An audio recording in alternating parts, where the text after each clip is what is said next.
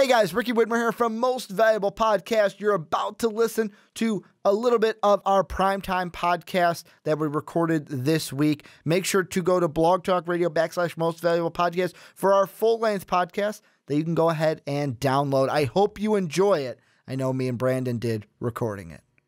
And Brandon, we're going to move on into our next topic, but you know what? This is your favorite team we're going to talk about. I always open these topics. I always do it. People get tired of me always throwing the questions to you.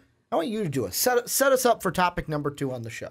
Well, Ricky, thanks so much. So, topic number 2 on the show, we are talking about the open vacancy of the offensive coordinator position at Alabama. And people are probably going, Roll Tide! What are you talking about? What are you talking about? Steve Sarkisian's there, right? Steve Sarkisian is there wrong. Because Steve Sarkisian is now the offensive coordinator over with the Atlanta Falcons. He wants to win a Super Bowl. And that news broke on Tuesday, the Tuesday after the Super Bowl.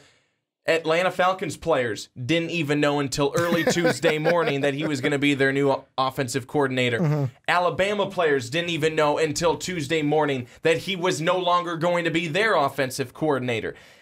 This was a very weird situation.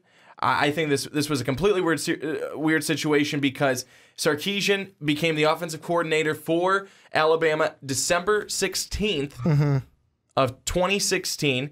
After he was hired on as an analyst in September. He was always being hired on to be the offensive coordinator. I believe, as many other people do, that he was always going to be the offensive coordinator when Lane Kiffin left at the end of the season. How that all went down, very, very weird. All of it. But it's in the past. But the interesting thing now is Kiffin's gone. Sarkisian's gone. Who do you go to? And the Alabama Crimson Tide are left with an open position at the offensive coordinator position. And of course, this is college. It's offense. And he's still out there and available. Who is the guy that is heading up in a lot of people's minds? Maybe not the right people's minds, but a lot of people's minds. Who's the guy that is heading up that list of candidates? None other than the Chip Kelly. I was going to say, I was going to guess it and say, well, if I went to a casino, I'd be playing with these, right? It's what I'd use for currency, right? Chips, little Chip Kelly. But yeah, to me, it's one of those things where, yeah, a lot of people are going to throw that out. That's the sexy, like, ooh, Chip Kelly, offensive coordinator. Ooh, he's got a relationship with Saban already. Would it be bad? No. Would it be the smart thing? Nah, wait and see how it goes. But to me, I feel like there are 2 choices I'd put ahead that. For the first one, like, the most logical choice is Mike Locksley, the guy who's already there. He was a co-offensive coordinator. Wouldn't it be the smart thing to say, hey, we said next man up when Lane left, next man up now? So Locksley's the guy. You don't have to change your offense too much because if Chip comes in, you're going to be I want to say you'll be changing some things in your offense, but I think Saban's the guy to say, nope, this is it. You follow my rules. But I'd say Locksley could be interesting because he was part of that Illinois Rose Bowl run way back when, and I know you remember that. Yeah, there was juice. That was when we had juice. Yeah. We were drinking the juice back then, weren't we? I wish. Yeah, little juice boxes. That's how young we were. Absolutely. But glory days is what that was. But I mean, yeah, that's why to me that seems like the logical choice. But there's still another name I would put over Chip Kelly, and it's funny because he's also a former Oregon coach. I'd take Mark Helfrich. He's one of the guys where it's one of those things where if I'm looking for a guy who's explosively, like Chip Kelly's explosive offense, that's what we've been thinking in college. Like the Chip Kelly offense, it's revolutionary. Mark Helfrich can do you a good job as an offensive coordinator. I think Mark Helfrich, look at that, he did a great job as an offensive coordinator with Chip Kelly. Why can't he do the same with Nick Saban? It would basically be Saban saying, hey, let me get you recruits. You're going to get better recruits than you had at Oregon, and all you got to do is run the offense. Basically, call the plays. The offense is on you. I'll worry about the rest of the team.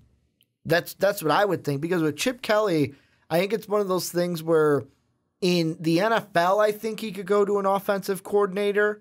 because I think he can go, okay, although as a head coach, they haven't gone that well, I can put my ego aside. In college, I don't know if Chip Kelly can put his ego aside. And I wonder if Chip Kelly came on as the offensive coordinator at Alabama, would we get a little bit of this going on between Kelly and Saban? Because Chip Kelly not only was a head coach in college, he was rather successful. I mean, the only thing he didn't do was win a national title. And that's probably the only thing Nick Saban has to hang over Kelly's head. Kelly had one of the best offenses. He had a nationally ranked team. He had a great team when he left. One of the best records. One of the best records. One of the best just offenses and teams overall. Like the Pac-12, they just ran ship in that. Like they ran all over teams in the Pac-12. So I feel like there might be a little bit of ego if Chip Kelly were to be brought on as the offensive coordinator at Alabama. So for this next name, there would be a lot of ego that would be going like this. Okay. And this name has not been thrown out to my knowledge. Are you gonna shock me here? Are you gonna shock me? I might. Okay. I might. I might shock myself when I say it. Okay. How about this one? Les Miles. I could see it. I could see it more than Chip Kelly. The reason why I could see that is not the fact on Les Miles' part. I could see it more on Nick Saban's part.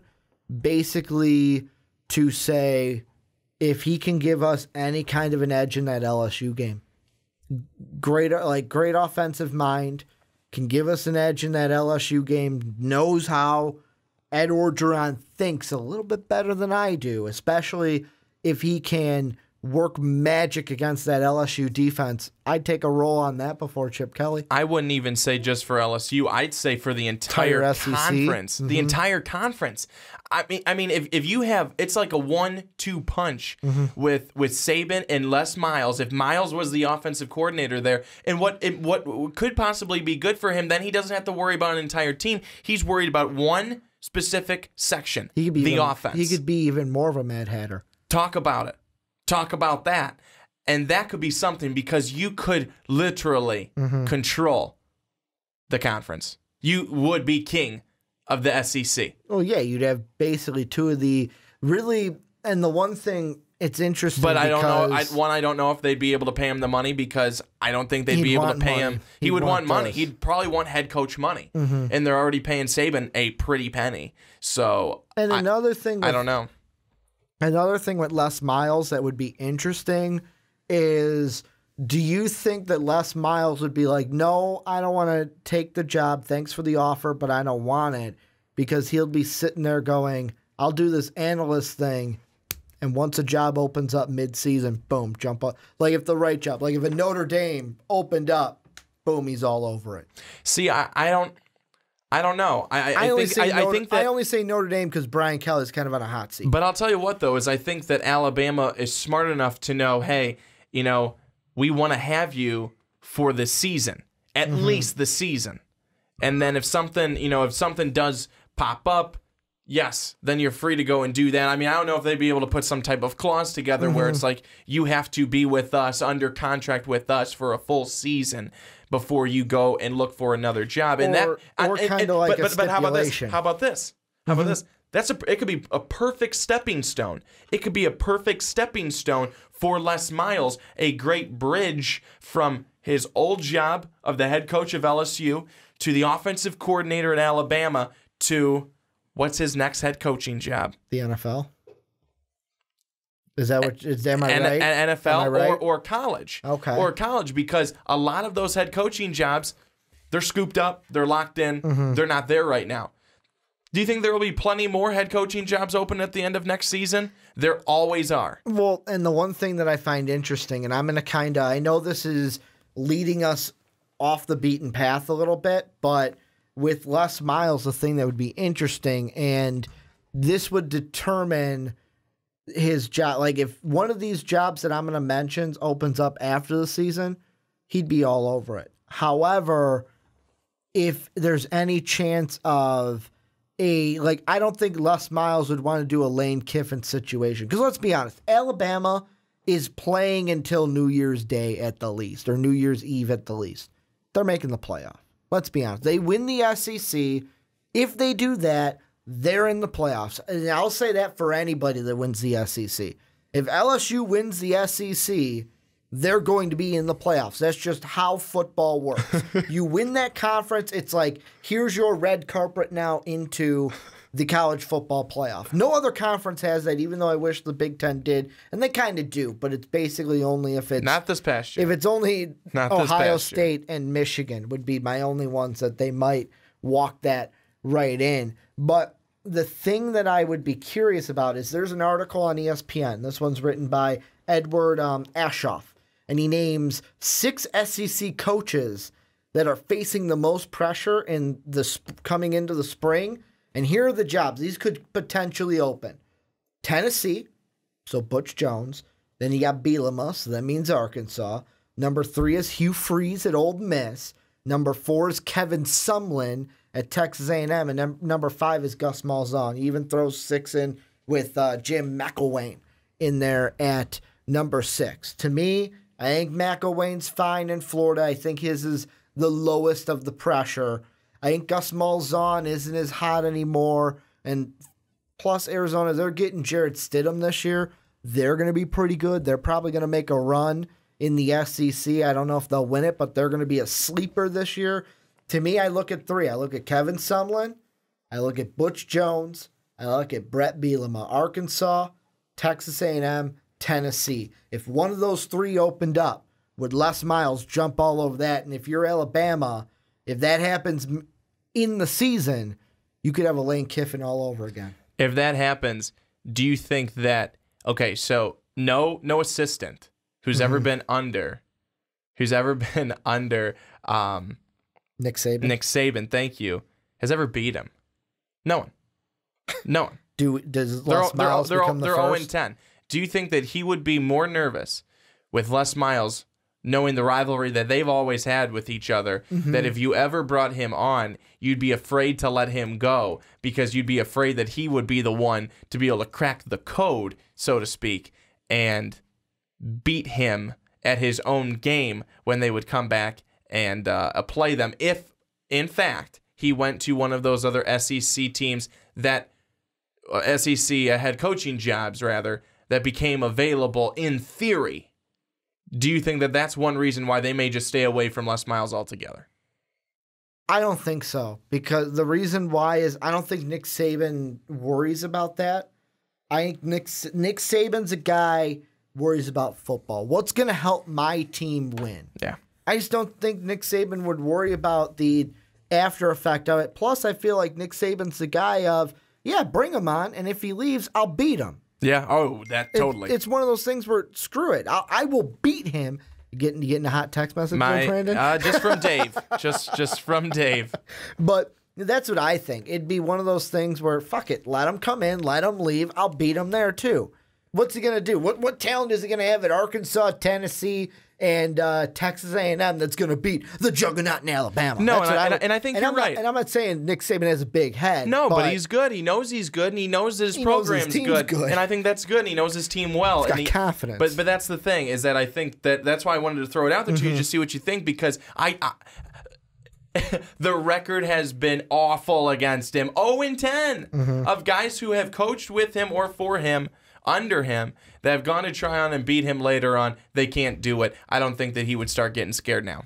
And I'm looking at an SB Nation article, and this one was written November 5th of 2016, and it just says right here, and this is all of home games, especially when he plays at home, Nick Saban is 113-18 at the time. This was over 10 seasons at Alabama at that time.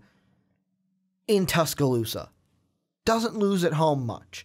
And it says here, but Miles went 3-7 against Saban. Last season's 30, so this would be 2015. 30-16 defeat marked the 5th straight loss for LSU against Alabama. Dating back to the rematch loss to them in the BCS title game in 2002. And that was the year, for those of you who have forgotten, LSU beat them in the season. It was 1-2. They met in the national title, and then Alabama. Was that the Trent Richardson Was that Trent Richardson running up the sideline? The big run, was he the big running back for Alabama at that time? Don't know. They all seem to blend together because it's either Lacey or Ingram or Richardson. I mean, they're all big bruisers, and they all had long hair too. Mm-hmm. All of them. They all did. I mean, it's one of those things. I want to say it was Trent Richardson. I'm going to look it up, but I think it was Trent Richardson. I was just going to say, Ricky, any final thoughts? We're going to get moving on to the next segment, but any final thoughts on Alabama's offensive coordinator search, which many look at Chip Kelly as being the biggest chip on the board? That was an awful pun, but being the kind of the biggest name out there. But I went out of my way, of course, to bring up Les Miles and just think of what could possibly be there if that's something that Alabama or Les Miles would ever want to do. Do you have any final thoughts on this topic? With me, it would be one of those things where I think that either you go with Loxley or you go with Mark Helfrich.